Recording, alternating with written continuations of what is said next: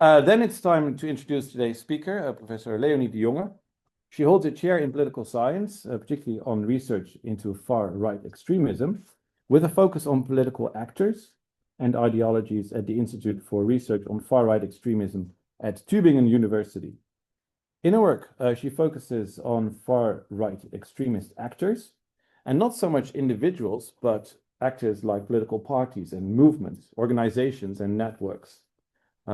Ideologies, in particular exclusionary ideologies, strategies for addressing the rise of the far right in Europe, and also ways of strengthening democratic resilience. In 2021, she wrote a wonderful book. Let me read the full title, The Success and Failure of Right-Wing Populist Parties in the Benelux Countries, in which she compares the relative failure of the rise of the populist right in countries like Luxembourg and Wallonia, or the southern part of Belgium, and its relative success in countries like this one. And the question is why? What's the difference between the two? A wonderful book, warmly recommended. She's also a member of the Dutch Young Academy. And today she's going to lecture about similarities and differences with the extreme right in the past. It's wonderful to have you. The floor is yours. Thank you very much. And thanks for being here and thanks for coming all the way. It's so nice to be back in the Netherlands. Always a bit tricky when you prepare a talk like this because you don't know who's coming and you don't know whether, there will be experts in the room, there are students in the room, there are journalists. So it's a very wide audience. So the risk is, of course, that you will disappoint everyone in the end. So I'll try not to do that, but we'll see. So I prepared a talk that sounds like I'm going to do something historical, which I'm not. I'm going to talk a little bit about the changing face of the far right today. So how it's changed over time in a sense that its appearance has changed, but at the core, its ideologies have remained the same. That's the basic argument that I'm going to try to sell. And my as you already heard, my team works on political actors and ideologies. That's the chair that I have that has that particular focus. So I try to also provide some insights in the work that I'm doing with my team in Tübingen right now. So lots to cover. Some of you might have wondered about the title and about the insect. So when I have given iterations of this lecture before, I've had really funny emails from people. The funniest was by a biologist who thought there must be a typo in this title because surely I couldn't be talking about insects.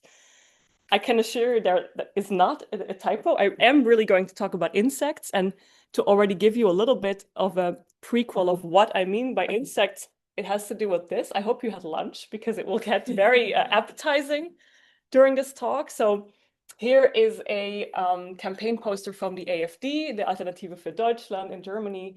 It is actually a word play. Grillen it's a word for crickets in German. But it, of course, also means barbecuing. So grillen with the EU looks like this, or with the AfD, it looks like this. And as I'll try to show today, this is not an insulated case. So there are lots of incidents in which far-right parties have started to talk about insects. And there's a conspiracy that we're all going to be eating insects soon. And the far-right is really interested in that. And that's what I want to talk a little bit. And the point is that is emblematic of a broader change that we're seeing. Far-right parties and actors are no longer exclusively concerned with immigration. So we used to think they're single-issue parties. They're first and foremost talking about immigration, but they've widened their themes, but they also have changed in their appearance. The actors look a bit different than they used to look. So that is kind of what I want to trace today. So, and you can see it here, right? So in the past, we used to see lots of posters like this, no more immigrants, and now we see stuff like this. And I'm gonna try to make sense of that. So the continuity and change in that transition. So I wanna start with some ideology and terminology, because when you talk about the far right, you undeniably get into the blurry waters of what you're actually talking about. So it's one of these things, we know it when we see it, but when we try to put our finger to it, it becomes a very difficult discussion. And I can't tell you how many times a week some journalists are emailing to ask, is this person far right, yes or no? Or what is the difference between the radical or the extreme right? So it's a very relevant, but also very complicated question. So I start with that. And then we move to the main part of the talk, which is about the evolution of the far right. And I have split that in 3 parts. I will first talk about actors, how the actors of the far right have changed. I will then, in the second part, talk about the organization. So we see very wide organizational diversity when we talk about the far right, even within one country. And then finally, I talk about the different themes, and that's where the insights will pop up. And then I end with a brief point on the relevance and influence, and we can then open up for discussion. So that's the ambitious plan for today. But let's start with talking about ideology and terminology. So when we talk about the far right and far right ideologies, the most important thing is that at their core, far right ideologies are always hierarchical and exclusionary. These are the 2 core ingredients. They establish clear lines of superiority and inferiority according to race, ethnicity, religion, also often gender, sexuality, and other parameters. And these ideologies are ultimately rooted in beliefs that are at odds with democracy. So they have a very tricky relationship with democracy. They are often anti-egalitarian, and also we see white supremacist ideas in there. They are embedded in solutions like authoritarianism, ethnic cleansing, or at least the establishment of separate enclaves or ethno-states along racial or ethnic lines. Now, when we talk about the far right, the way in which we use the term increasingly in political science is as an umbrella term, so a wide umbrella term that includes a wide range of actors, all of which are to the right of the democratic conservative right. There's already an iffy line there, but basically we're talking about those that have a troubled relationship with democracy. We separate between 2 sort of bigger categories. On the one hand, the radical right, which is illiberal but nominally democratic. So illiberal meaning it's opposed to minority rights or political pluralism, so some aspects of liberal democracy without being blatantly and openly anti-democratic, whereas the extreme right is by definition anti-democratic. Of course, and I will talk about that later, the lines between these 2 groups are increasingly blurring. And that is why this umbrella term is particularly useful. Now, what these different denominations within this far-right umbrella term have in common, the populist radical right being one very prominent party family that gets a lot of attention, but is just a subsection of this wider ecosystem. The 2 core ingredients are nativism and authoritarianism. Nativism being this idea of that non-native elements form a threat to the homogeneity of the nation state and therefore should be kept outside. So it translates often into anti-immigrant policies, and authoritarianism being this belief in a strictly ordered society. Right here we see this hierarchical and exclusionary beliefs coming back. And any offenses against law and order should be punished severely. Now, these are the 2 core ingredients that yoke together the radical and the extreme right. But now what we're seeing in recent years are that we have parties that are very, very difficult to classify in the spectrum. So where you had the generation of Geert Wilders, who said very clearly, look, I have nothing to do with those parties of the fascist past. I am a new generation of a party. I don't do violence. I am very clearly operating within the parameters of parliamentary democracy. We now have a generation of parties that operate with a so-called front stage and a backstage, where the front stage is the image they show to the wider public, where even to the front stage, they're increasingly expressing openly anti-democratic ideas, and a backstage, which are often networks, people, individuals that are active in extreme right organizations and subcultures and networks that are not operating in the parliamentary sphere. And what we're seeing in recent years is that these 2 are moving together. So even the more institutionalized far-right parties have often, they rely on an often hidden production structure, the so-called backstage, that have these ties rooted in these networks that operate in the extra-parliamentary far right, and these connections are often very public. So Forum for Democracy recently hosted a party where they invited all sorts of white supremacists and Nazis from all over the world, and then posted that whole album of photos on Facebook. So they're not even hiding this anymore. And the same with the AfD. So members working for the party in the Bundestag are or were active in neo-Nazi organizations. So these lines are blurring. And that is precisely why more and more political scientists are saying, use this umbrella term, because it trains the eye to not just focus on the blatantly anti-democratic, openly racist far-right parties, but also see the sort of warning signs of democratic erosion. So when you make that semantic distinction between the radical and the extreme right, you emphasize that only the extreme right is an issue and the radical right is not. And that is why this umbrella term is particularly useful and important to use. And that is someone like Andrea Pirro has written a really great article on this. The title is The Significance of an Umbrella Concept, and I can highly recommend that article where he makes this claim. So it's not my argument to make. Okay, so much for definition. So you have a bit of an idea of what I'm talking about, what I'm interested in studying, and what we will be focusing on today. So now we shift to the second part, which is the focus on the far right and the evolution over time. And I want to start with focusing on the actors, because the appearance of the modern far right has changed.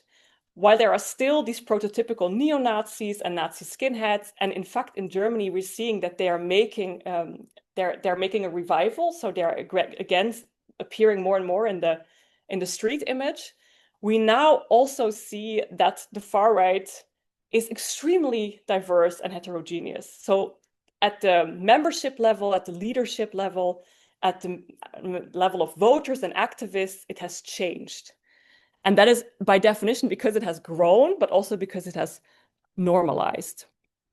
So you could kind of see it like this, right? Where this was the old image, and it's still, when I ask my students, right, close your eyes and think of what you think of when you think of the far right, these are the images that pop up, but it's increasingly looking like this, and it's feminizing. So we're seeing more and more women, while old literature will still say these are MENA parties, so men's parties, and we know that men are still overrepresented at all levels of the far right. Women are increasingly taking active roles, and we see that in party leadership, and also very atypical examples like Alice Weidel, who is a woman who is also married to a woman of Sri Lankan origin who lives in Switzerland and has adopted children with her. So everything her party is against. And despite that, despite that, she still leads a party that is fundamentally opposed to such a way of living. And she is interesting in her own way, but there are other far-right leaders, Léonie in Italy, Le Pen in France, and now increasingly also in the Netherlands, which we've recently seen a leadership change in Forum for Democracy. But also in the extra-parliamentary far-right sphere, right? We see women on TikTok in these so-called traditional housewives who are baking bread for their husbands, and with that content luring in more and more atypical far-right clientele who wouldn't usually flock to the far right. And Eva Vlaardingerbroek, also an interesting case. She will come back later in this lecture, but used to be a member of Forum for Democracy and now works as a far-right activist, increasingly in the transnational sphere. And yes, again, in the extra-parliamentary scene, we also see that the face of the far right is changing. We are seeing everything from granola Nazis to crunchy alt-right pipeline women. This one is particularly interesting, Lucreta. It's a relatively new far-right female group in Germany that has links to the AfD. But there are also other folkish far-right women's groups now that are attracting a lot of young women and young men as well to sort of, yeah, it shows that the face of the far right is really, really changing. This change is not just something we're watching at the actor level, but we're also seeing it organizationally. And one way to show that is just in the Netherlands. So even within one country, we see huge organizational diversity when it comes to party organization. If we just focus for a minute on the parliamentary arena, where we have Geert Wilders, who is the sole member of his party. And then at the same time, we have Forum for Democracy, which is the biggest party by membership. In fact, today, the Documentation Center for Dutch Political Parties published their membership numbers again. And we again see that Forum for Democracy is the party that has most members. And they're super, super active in recruiting membership. And there are various reasons for that. We can talk about that later. But one is because we really see an evolution and a learning curve in these organizations. So where Wilders learned from the lessons of his predecessor, Pim Fortuyn, who had a lot of trouble in keeping his group together. There was a lot of infighting. He said, I don't want that. I'm going to be the sole boss. I'm going to create a party that is only responsive to me, which meant that he doesn't get a lot of party subsidies. So you get subsidies based on the number of members you have, plus the income of the members who pay subscription fees. So Wilders is missing a lot of income because of this organizational model. And then Forum came along and said, actually, we're going to learn from both of these previous models. We're going to have lots of members, which means we have lots of influence and lots of income, but these members will not get any say. So the way in which the party has organized itself, if you read the statutes closely, you'll read that for members to have any input on the agenda, for instance, they can only do so when they are present in person at a membership meeting. Well, think about how big of if you need to hire a football arena if you want to get all these members present, and 2/3 of the members need to be present to be able to get to have a say in anything. So basically, they have made it impossible for members to have a say. The party is entirely led by the leadership, Baudet being at the front of it. And even though he's now taken a step back, he's still calling the shots in the party. And you see, they do all sorts of activities to recruit members. It's part of their vision. They want to build, and I come back to this, this will be relevant for the insect story later. They actually want to build sort of a parallel society. They want to be more than a party, and they explicitly say so. They want to be a movement. We come back to this later. But so we see this change in the way in which the far right organizes in parliament, but also beyond parliament. So Forum is what you might describe as a movement party, where it sits somewhere between a classical political party and a movement. And there's a book that recently came out by Andrea Pirro and Pietro Castelli Gattinara on movement parties of the far right, where they describe this phenomenon. So parties that operate in the streets and on the ballot box and span everything in between. But if we focus beyond these, beyond movement parties, you have a whole ecosystem of organizations that make part of this far right sphere.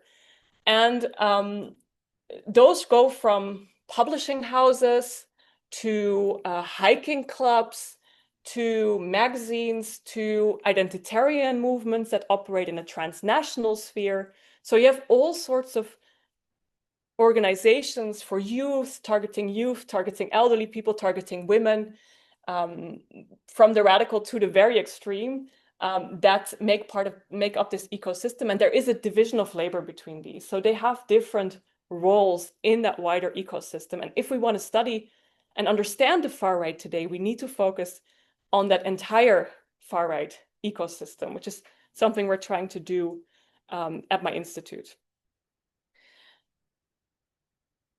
Okay, and now the insects are coming closer. So we've looked at actors, we've looked at organizations, and now I want to look at themes. So I mentioned earlier that far-right parties used to be considered mono-thematic. So we used to think they were primarily anti-immigrant. And in fact, one thing that brought these parties together across Europe and perhaps also beyond was that they were opposed to immigration. They found themselves in these anti-immigrant narratives.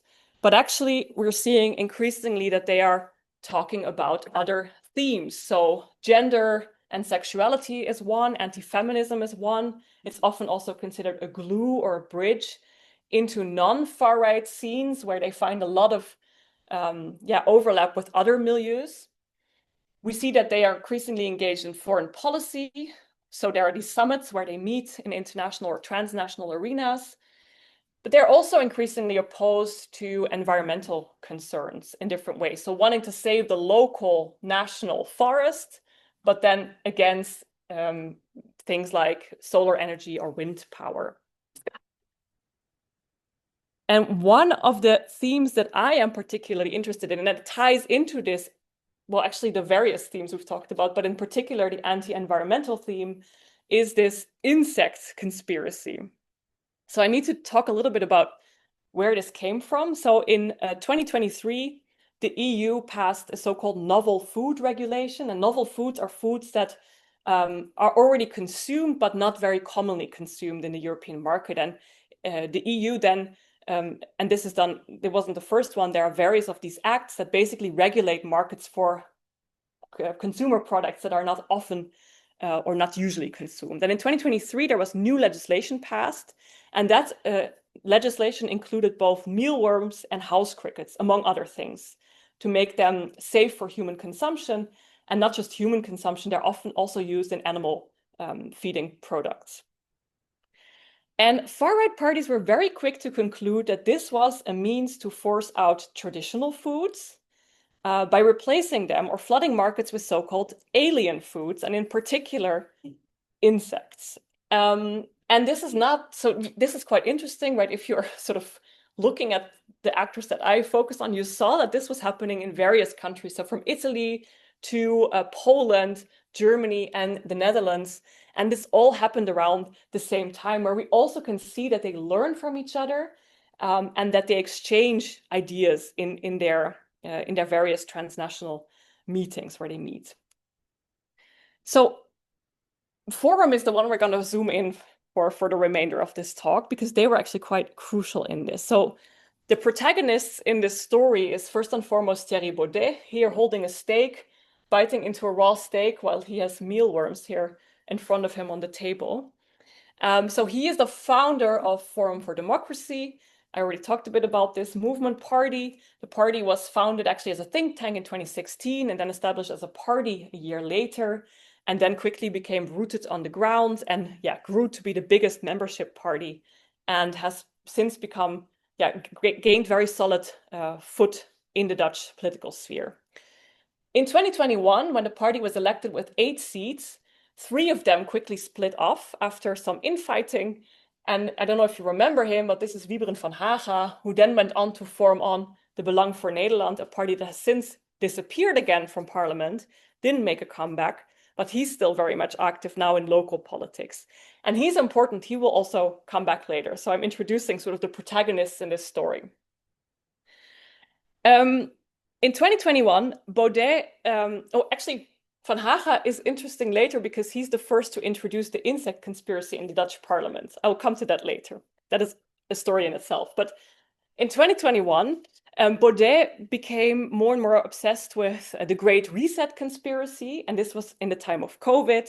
And this Great Reset narrative said that, that global evil elites were using the pandemic to fundamentally change how our society was made up.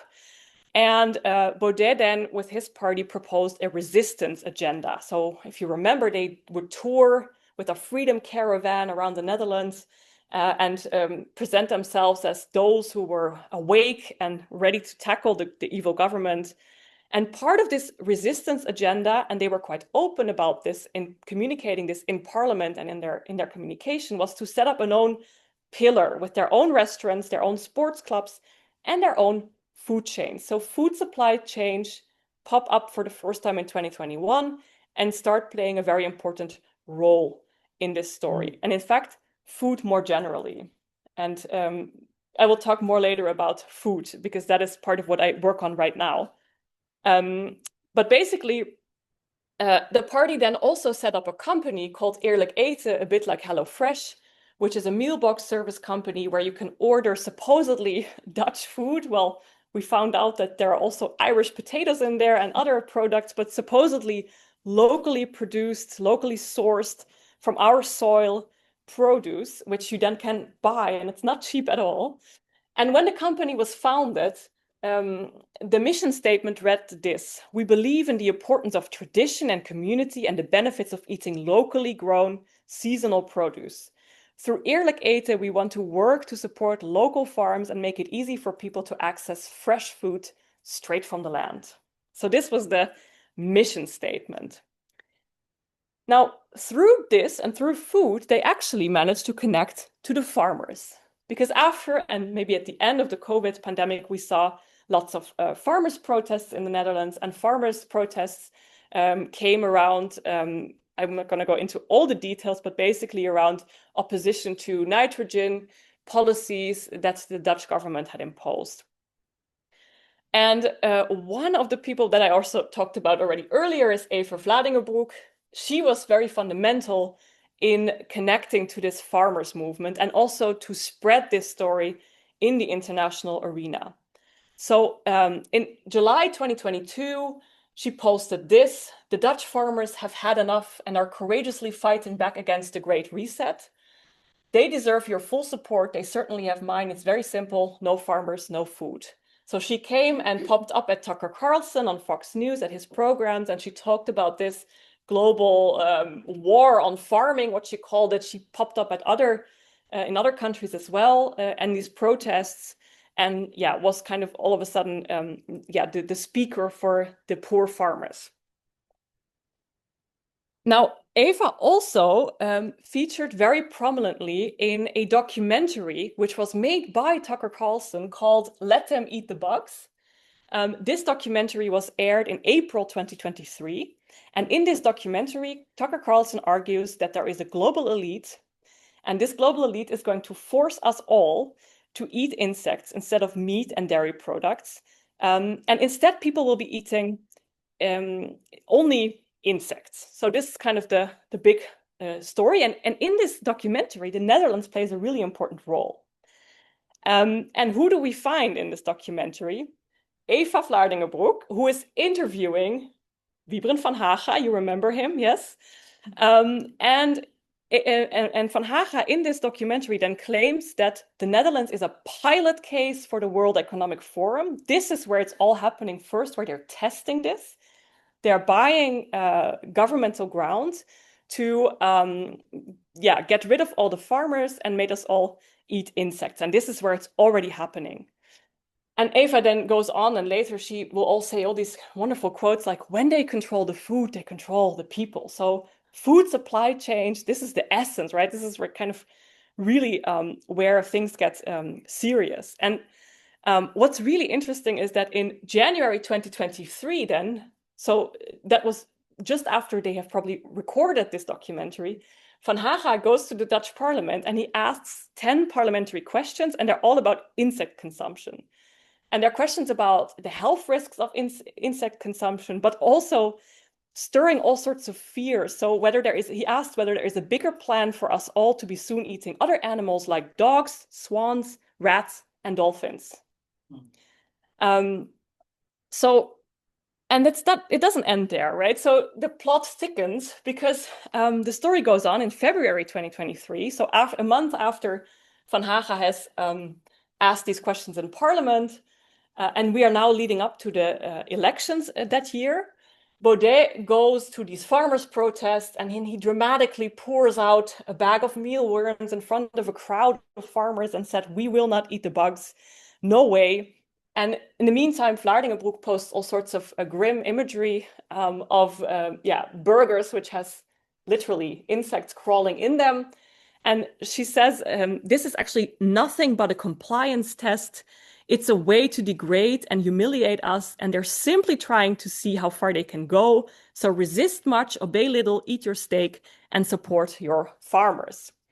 And they actually play a lot on the emotions of fear and disgust. So there's a lot of content of often, in fact, people with non-white descent biting into insects, and it triggers this like physical effect when you watch this.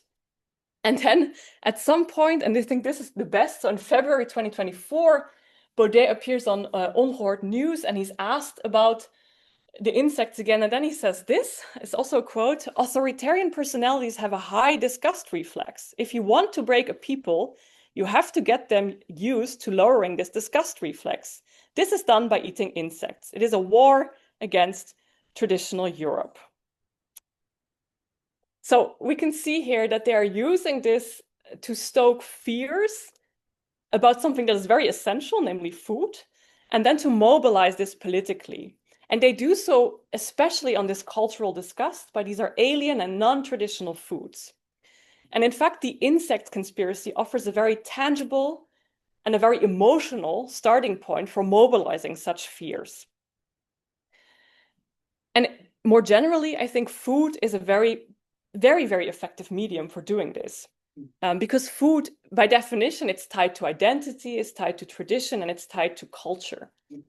And I now come to my favorite example of where this is done. So there are lots of examples of food being used by the far right for these sorts of things. And one you probably all have heard of, but you've probably never thought of in this context, is this one. You've thought about that one? Mexican. Ah, there you go. I was just gonna mention that. Yeah. Okay. So this is so when you're focusing on food and the far right, my two favorite topics to talk about, you start of seeing it a lot. And this, I thought, I was like, well, this is a very blatant example where this is really sort of going into the essence, right? They're not just coming for our jobs and our benefits, they're coming for our pets and they're eating them. Food is a super powerful resource for the far right to communicate about collective identities. It's about who belongs and who doesn't.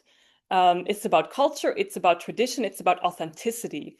And since the COVID-19 pandemic, we see increasingly that conspiracies pop up around this manufactured food crisis, and insects play a role in this, but also lab meat, lab cured meat. And it's a very powerful tool to mobilize political anxieties.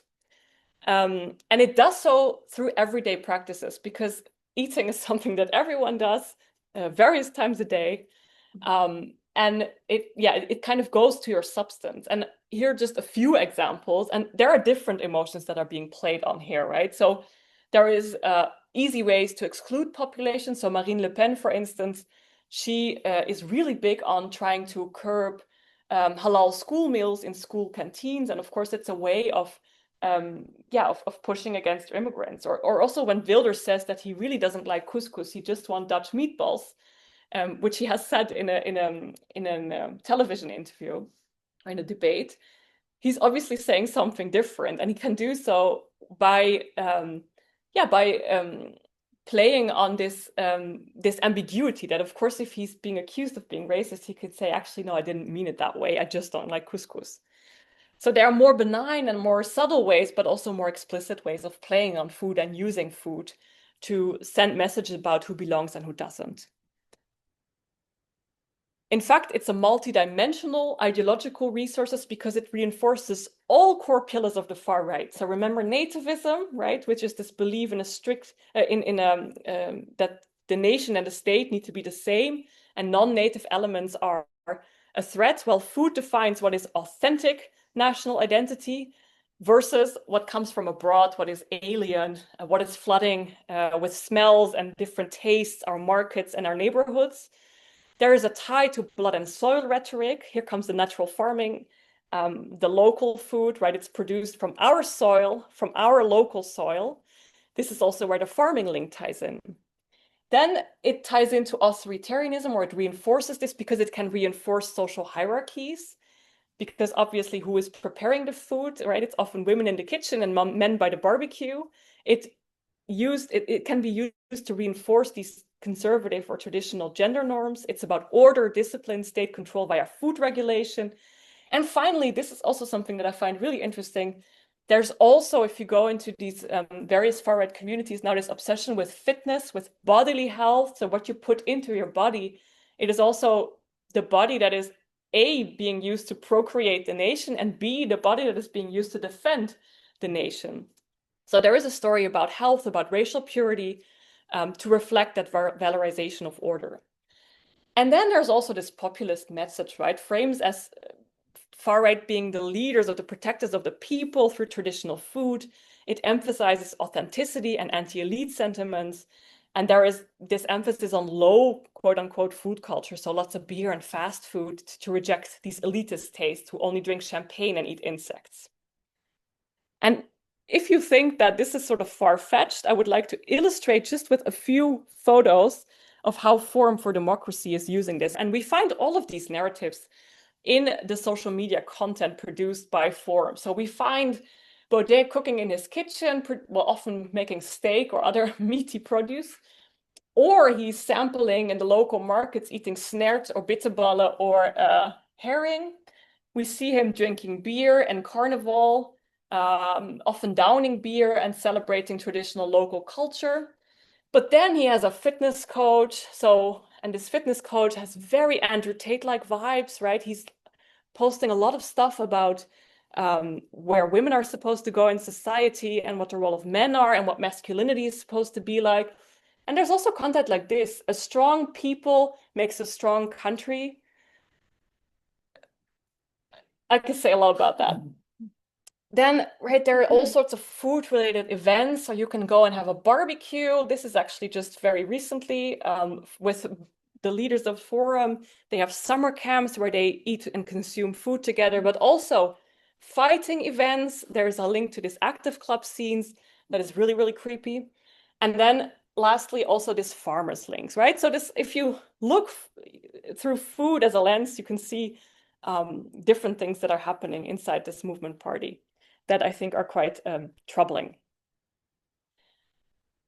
Okay, I come to the conclusion. Maybe first about Forum, the gastropolitics that they are using serves various purposes. It's first and foremost an ideological vehicle to communicate their worldview. They're nativist, they're authoritarian, they're exclusionary, hierarchical worldview.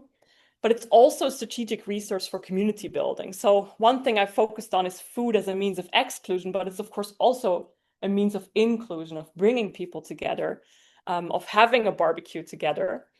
It's part of their community building efforts. It's also a marketing strategy. You can often, when they have a Forum inside a TV show, where you can often then buy the wine and sample it with them together.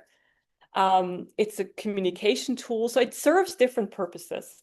And the strength of it is that it is interweaving everyday or banal practices of making, consuming, and enjoying food with extreme right content and ideology. Well, why does all of this matter, or what was I supposed to, what was I trying to go with today, is to sort of showcase that far-right ideologies remain unchanged at their core, but the face in which they manifest, the way in which they manifest has changed in terms of actors, organizations, but also themes. And in particular, this thematic diversity, I think, is relevant.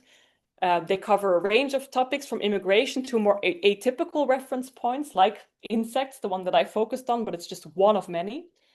And that leads to increased visibility and accelerated normalization. The fact that they are now more appearing in places and spaces we didn't necessarily expect them or anticipate them makes them more visible and also more normalized. And that in turn has consequences. And that is something that I'm hoping to get some thoughts on for you, because when we think about countering the far right or counter strategies, it's first and foremost important that we recognize and understand these changes. But it also means that we need to think about different counter strategies, because the way in which we think about countering the far right is often still in institutional silos. We think about strategies in the party arena, we think about strategies in protests or on the streets. But if the far right is increasingly present in these everyday places and spaces, I have another PhD who is working on hiking and the far right, right? It's also very, especially in the area where I work in Baden-Württemberg, the physical area, it's a very active hiking space. So we have lots of hiking clubs. It's also a very everyday activity. So these everyday practices and activities, I think, are super relevant to study and look at. But that means that we need to also rethink how we counter the far right. And with that simple point, I end, and I'm curious to hear your thoughts and comments. Thanks.